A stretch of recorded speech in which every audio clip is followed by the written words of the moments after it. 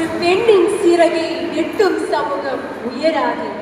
ஒரு பெண்ணின் சிறகை விரிக்கும் சமூகம்தான் உலகத்தையே உயர்த்தும். தமிழ் என்னும் தலையணை சூடி செம்மாந்திருக்கும் எம் தமிழுக்கும் இன்று பொழுதும் பெருது வைக்கும் தன் மகனை சான்றோர் என கேட்ட தாய் என்னும் குரலுக்கேற்ப தன் தாயை பெருமைப்படுத்தி வீற்றிருக்கும் ஆன்றோருக்கும் சான்றோருக்கும் என் முதல் வணக்கம். ஒரு கேள்வியுடன் என் உரையை துவங்கலாம் என விரும்புகிறேன். ஒரு பறவை ஒரு இறக்கையால் பறக்க முடியுமா? முடியாது.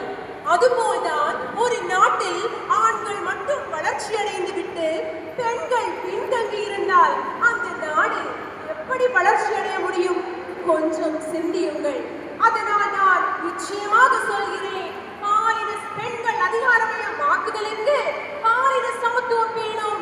இந்திய சமூகம் அவசியமான அடித்தளமாகும் என்று 2000 ஆண்டுகளுக்கு முன்பே வாழ்ந்த திருவள்ளுவர் அழகாக குறிப்பிட்டார். பெரும்புக்கும் எல்லா உயிர்க்கும் சிறுபொங்கா செய்தொழில் வேற்றுமையார். பாலினம் சாதி மதம் என்ற வேறுபாடு இல்லாமல் அனைவரும் சமம் என்பதை உலகிற்கு கூறினார். ஒரு பெண்ணின் பலவீனத்தை அவளது பாலினம் தீர்மானிக்காது, அவளது முயற்சியும் திறமையும் தான் தீர்மானிக்கின்றன. பெண் என்பவள் பலவீனத்தின் அடையாளம் அல்ல, அவள் நம் நாட்டின் கண்கள்.